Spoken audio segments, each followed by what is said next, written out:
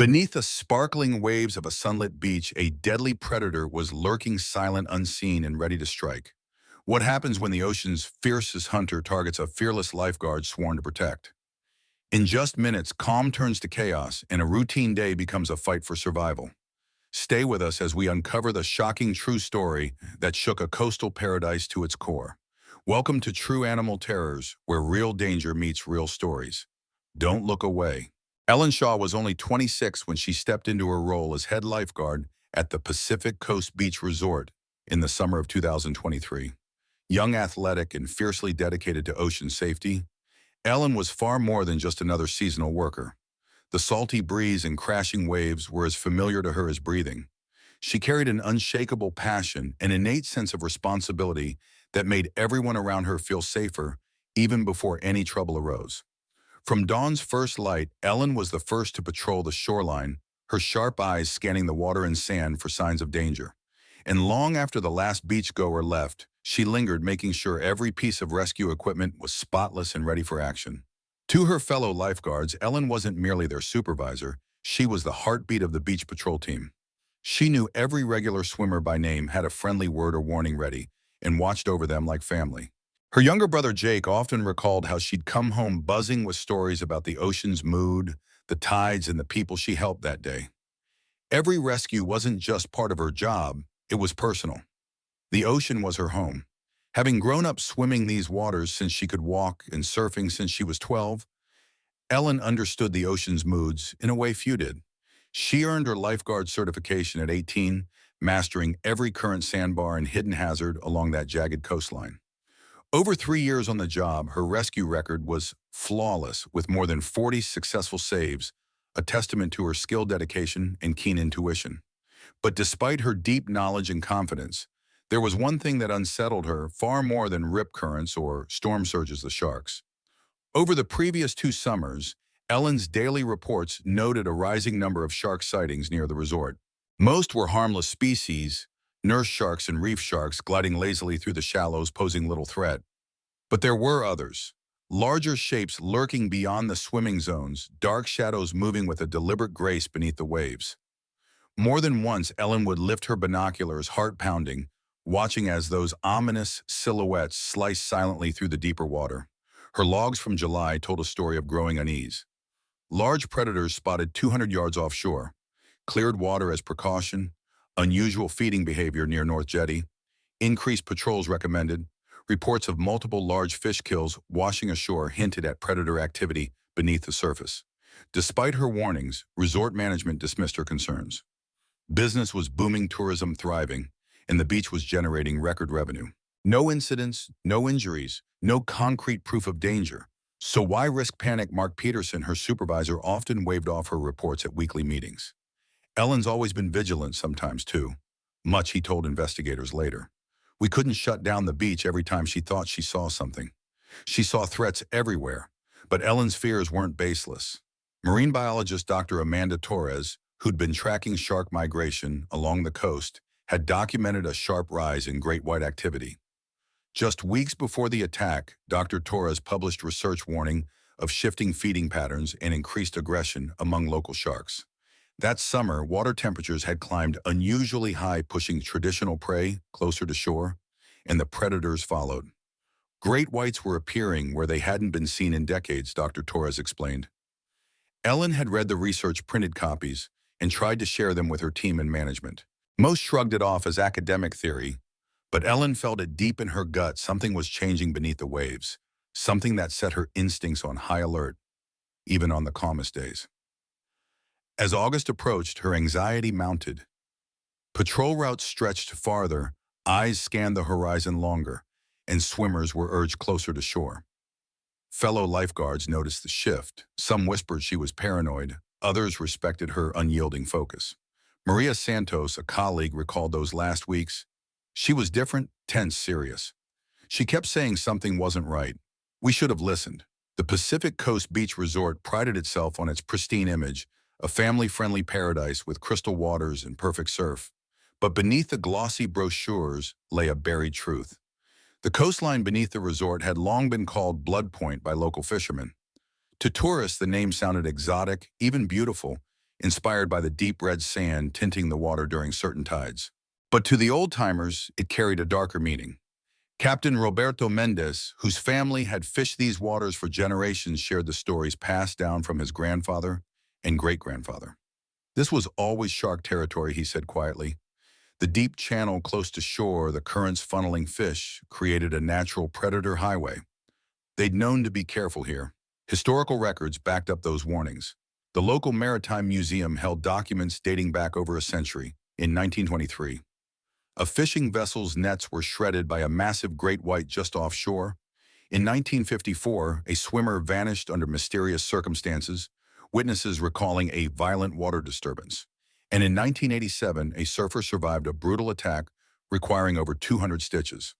When the resort was developed in the early 2000s, none of this history was included in environmental impact studies.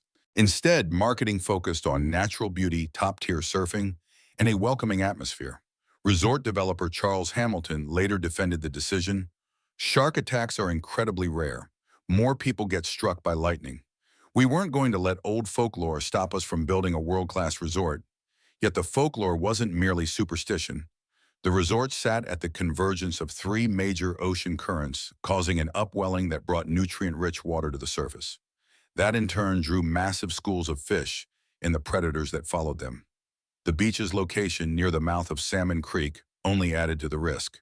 During spawning season, the creek filled with wounded dying fish, a perfect predator magnet, where sharks would gather feeding on the easy prey.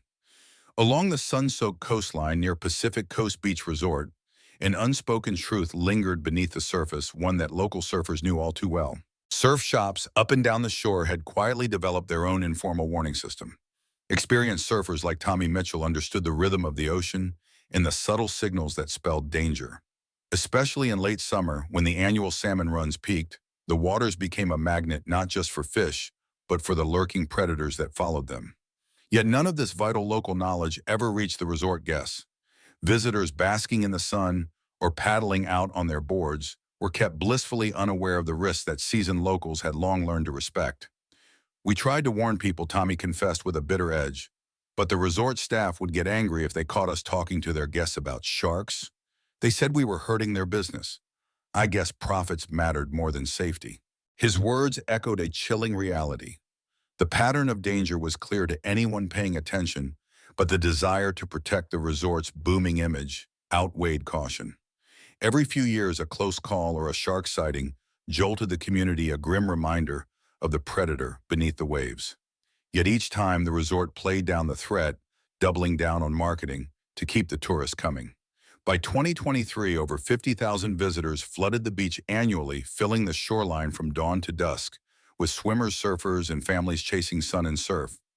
The sheer volume of people in the water created a grim inevitability that resort management refused to face. The tragic attack on Ellen Shaw was not a random accident. It was a disaster predicted by history, ignored warnings, and unchecked complacency. Throughout that summer, the ocean had been sending increasingly urgent signals. Early in July, maintenance crews found dozens of dead fish washing ashore each morning. Mackerel tuna, their bodies marred by massive bite wounds. Resort officials dismissed it as natural predation, nothing to worry about. But marine biologist Dr. Patricia Williams, called in to examine the carcasses, saw a more disturbing truth. The bite marks, she explained, were the unmistakable signature of a great white shark, one likely over 20 feet long. Her detailed report, submitted to the resort, and local authorities vanished into filing cabinets, ignored.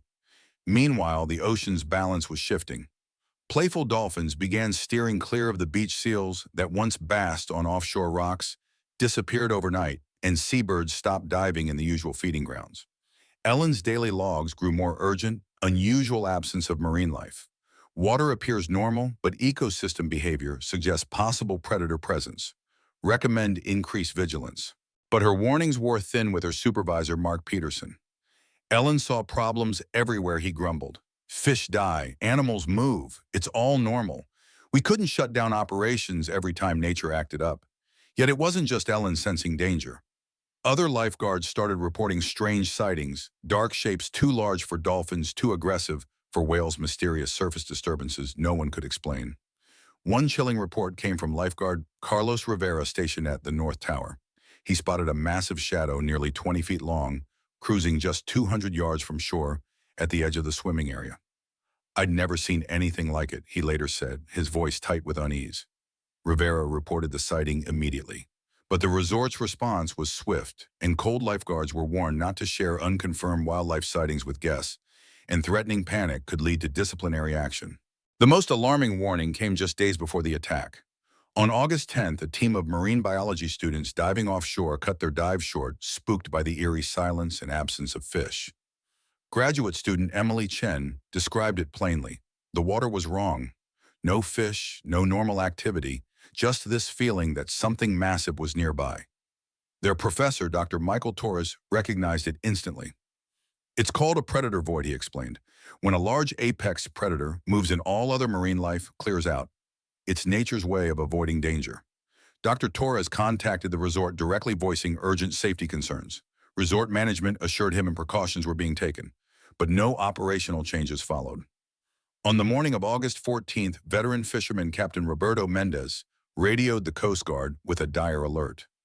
"I've got a massive great white shadowing my boat about half a mile offshore. This thing is enormous, maybe 25 feet. It's heading toward the beach and there are people in the water." The Coast Guard logged the report and tried to reach the resort, but the call went unanswered. By the time anyone responded, it was too late. Investigations later uncovered that the resort had received over a dozen warnings from marine biologists, local fishermen, lifeguards, and even guests about unusual shark activity. Each warning was minimized, dismissed, or ignored. The resort's priority was clear: maintain the illusion of safety to protect their reputation and revenue, but ignoring danger only deepened the wound when tragedy struck. August 15, 2023, dawned bright and perfect at Pacific Coast Beach Resort. The morning sun draped the ocean in shimmering gold and turquoise waves gently caressing the shore. Families poured onto the beach eager for another flawless day in paradise. Ellen Shaw arrived at her lifeguard station before 6 a.m. 2 hours early, as was her habit during the busy summer, to check conditions, study weather reports, and prepare. The ocean looked calm with light offshore winds and crystal clear water. The incoming tide brought clean, inviting waves. To any observer, it was an idyllic morning, a picture-perfect beach day. But Ellen's instincts told her differently. There was something off about the water, a deeper, unsettling blue that hinted at unusual currents or depth. She couldn't shake the uneasy feeling gnawing at her gut. She could feel the blue color of the ocean screaming a threat in her head. The morning air was calm and clear, yet the absence of familiar marine life unsettled Ellen Shaw more than any rough wave could. Dolphins and seals, usually frolicking near the shore in such perfect weather, were nowhere to be seen. Tuning into her radio, Ellen's voice carried a sharp edge of concern. "Unusual water conditions this morning. No marine life visible. Recommend increased caution protocols." But the response came quickly and dismissively. "Ellen, it's a beautiful day. The guests are eager to get in the water. Let's focus on providing a great experience." Her warning fell on deaf ears. By 9 o'clock, the beach buzzed with life. Families spread colorful blankets across the golden sand. Children laughed as they darted between gentle surf breaks and kayaks and paddleboards launched from the water sports station. The ocean sparkled under the morning sun, alive with the joyful chaos of dozens enjoying the perfect day. Ellen settled into her post atop the main lifeguard tower, the best vantage point to watch over the swimming zone. Her fellow lifeguards, Maria Santos and Carlos Rivera, manned the north and south towers, their binoculars ready. Hours slipped by with routine rescues helping struggling swimmers, steering people away from jagged rocks. Ellen's gaze never wavered from the water. Her binoculars were almost glued to her eyes. Then around 11:30, her heart jolted. There, a large dark shape moving just beyond the swimming boundary, slicing through the waves parallel to shore. She quickly grabbed her radio. "Maria, Carlos, do you see anything unusual about 200 yards out from the main beach?" Both lifeguards trained their lenses toward the spot. "I see something," Carlos responded, voice tight. "Could be a big fish, or maybe debris. Hard to tell this far out." Ellen studied the shape for minutes. Too large for a dolphin, too deliberate to be floating debris. Her instincts screamed danger, yet she lacked concrete proof. At 12:15, Ellen made a call that would save countless lives, even as it would cost her everything. She activated the beach's public address system. "Attention swimmers and water sports participants, as a precaution, please move closer to shore. Stay within the designated swimming area marked by the red buoys. Some grumbled reluctant to be pushed back, but most complied, retreating to within 50 yards of the beach. Her supervisor, Mark Peterson, was furious.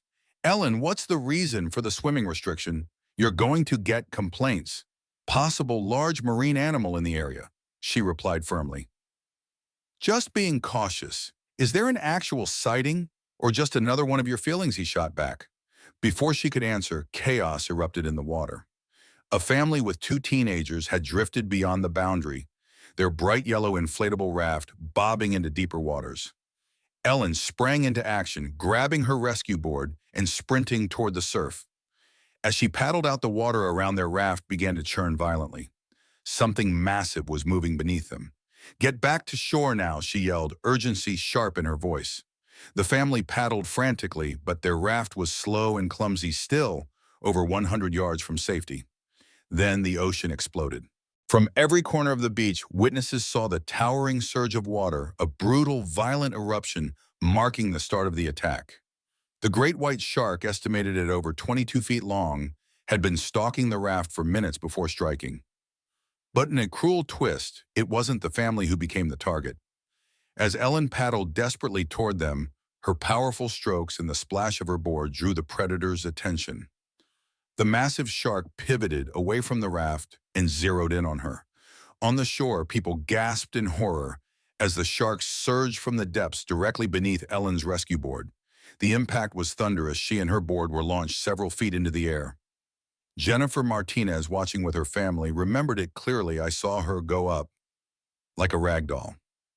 Then everything went red. The shark's jaws clamped down with terrifying force, the sound audible even from the beach.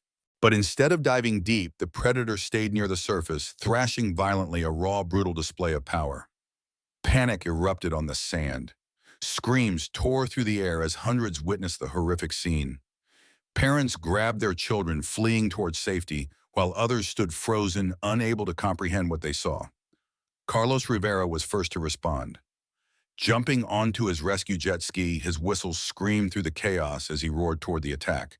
But the shark's behavior was unlike anything he'd ever seen.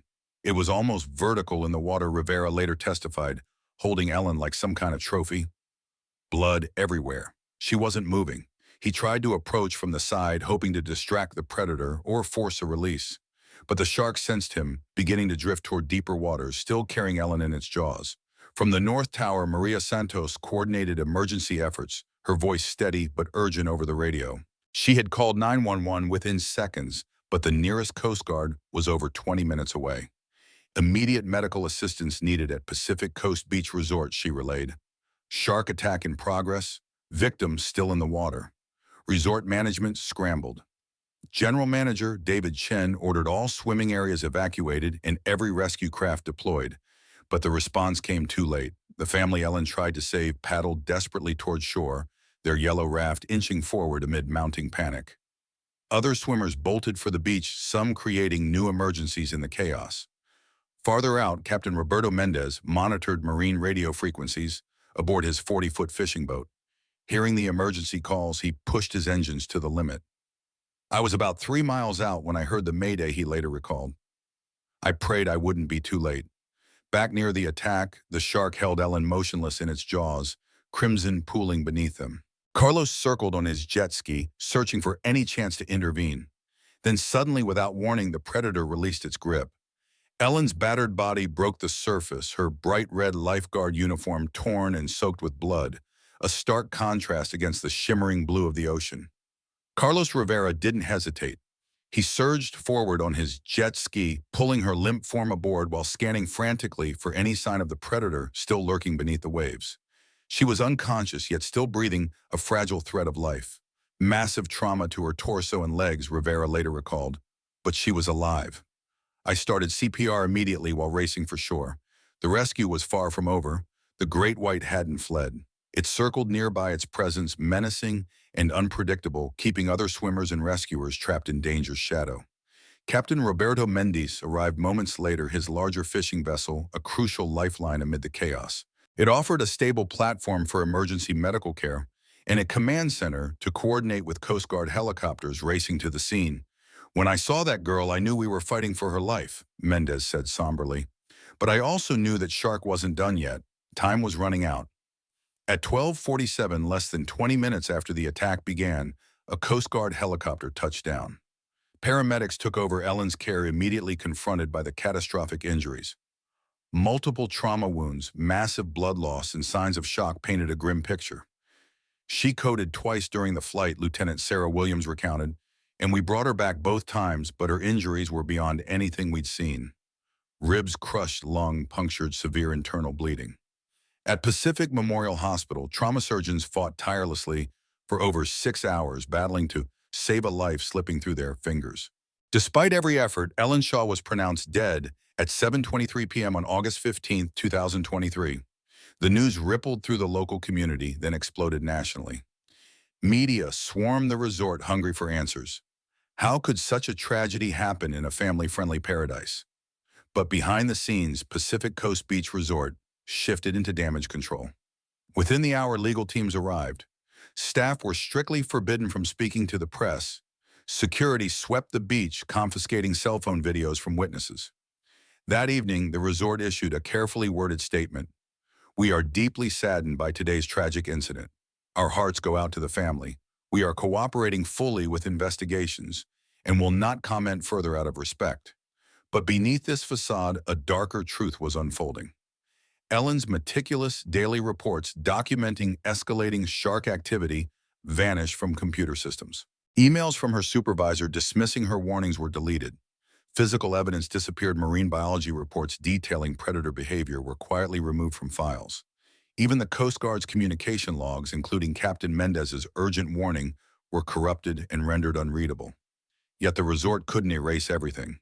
Within days, shaky cell phone footage surfaced online, capturing glimpses of the monstrous shark and the brutal attack. Social media erupted in outrage. Hashtags demanding justice and exposing a cover-up trended worldwide. Former employees stepped forward, sharing stories of ignored safety concerns and profit-driven neglect. Maria Santos, Ellen's fellow lifeguard, was among the first to speak out. "They want to make this look like a freak accident, but it wasn't," she said. Ellen warned them for weeks. She filed report after report, and they ignored her. The resort's retaliation was swift and ruthless. Santos was fired for violating confidentiality. Others who spoke to the media were terminated. The message was chilling silence or lose your job. But the truth refused to be silenced. Investigative journalists peeled back layers of deception, exposing a history of incidents and cover-ups stretching back decades. Bloodpoint's grim legacy was laid bare alongside ignored warnings during the resort's development. Marine biologist Dr. Patricia Williams went public. "I submitted a clear report warning of great white activity. It was ignored." If precautions had been taken, Ellen Shaw would still be alive. The legal battle ignited quickly.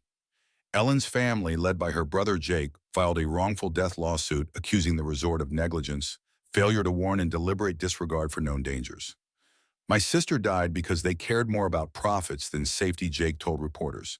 "She tried to protect people and they silenced her. Now they pretend it was bad luck."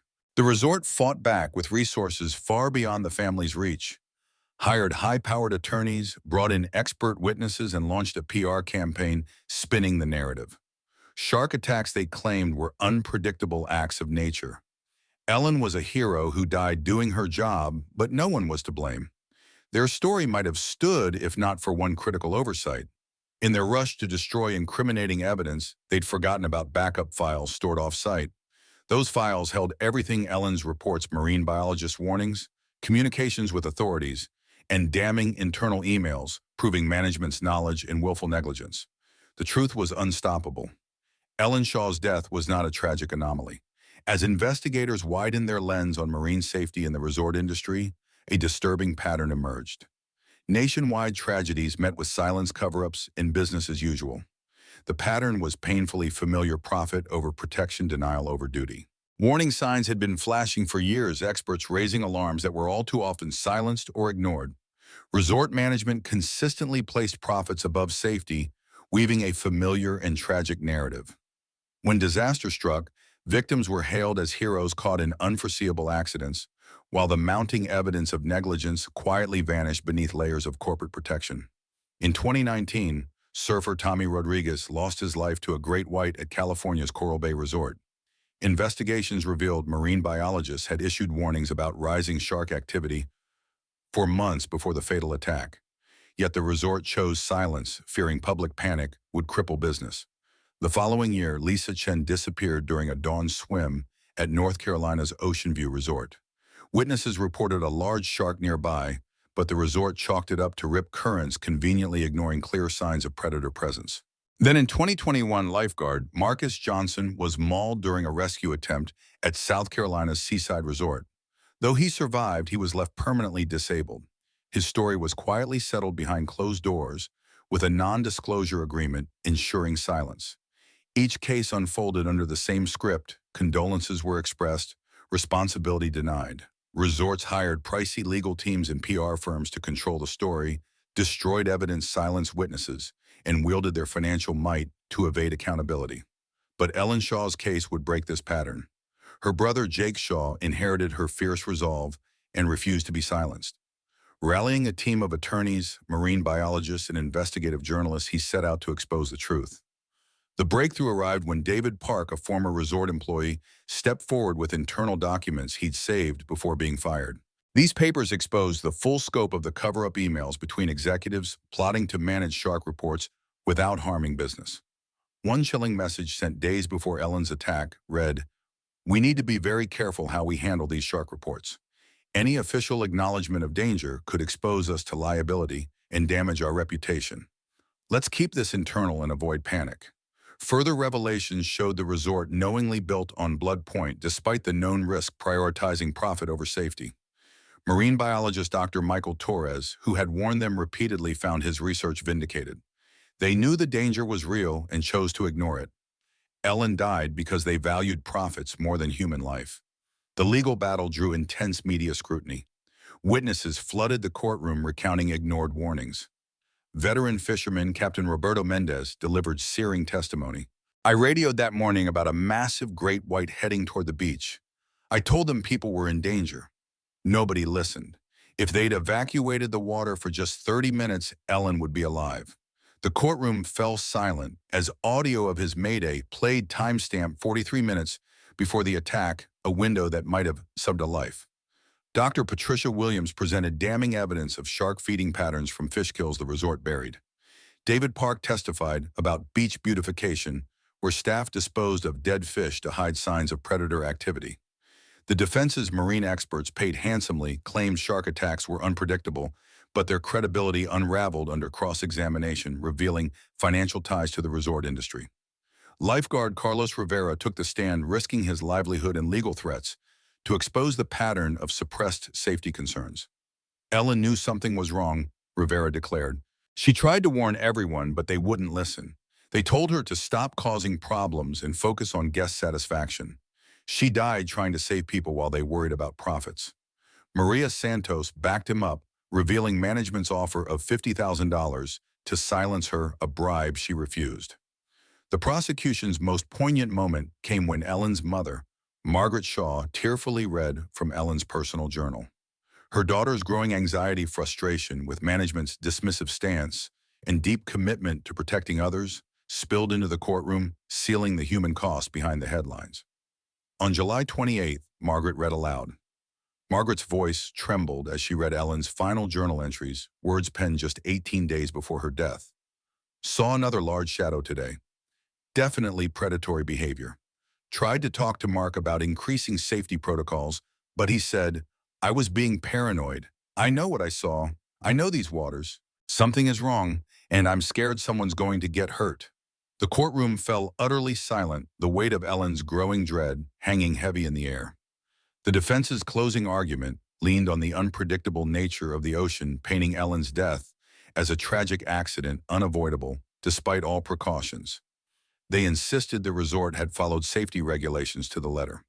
But when lead prosecutor Jennifer Walsh took the floor, she methodically dismantled that narrative, unveiling every ignored warning, every expert silenced, every crucial piece of evidence buried deep. "Ladies and gentlemen of the jury," Walsh declared with quiet fury, "this was not an act of nature. This was not some unforeseeable tragedy. This was corporate negligence of the highest order. They knew the danger was real. They knew people could die, and they chose profit over protection. Ellen Shaw died because they valued their reputation more than her life. The jury needed less than 4 hours to return a verdict, $15 million in damages against the resort. But beyond the financial penalty, the trial had exposed a chilling, industry-wide pattern of neglect that had cost lives. In its aftermath, some changes followed. New regulations required resorts to disclose marine hazards, warning systems improved, and emergency protocols tightened.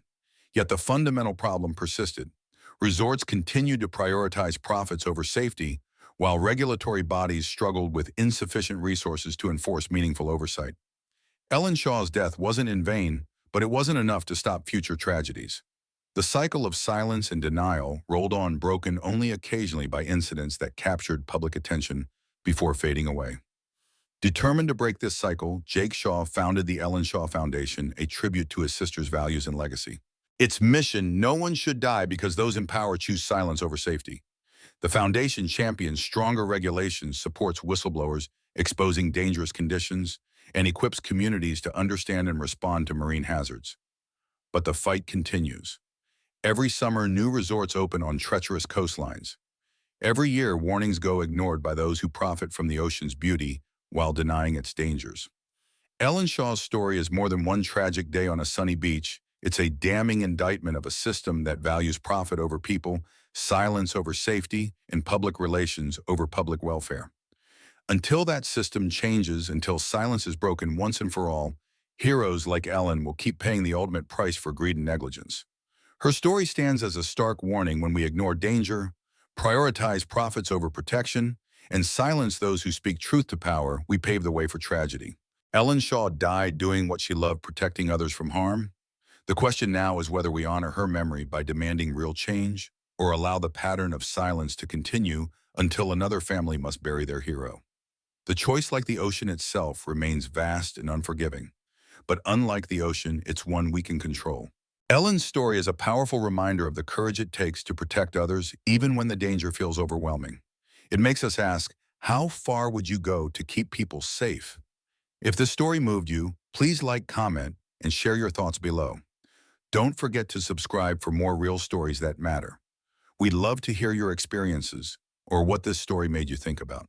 Thanks for watching and staying connected.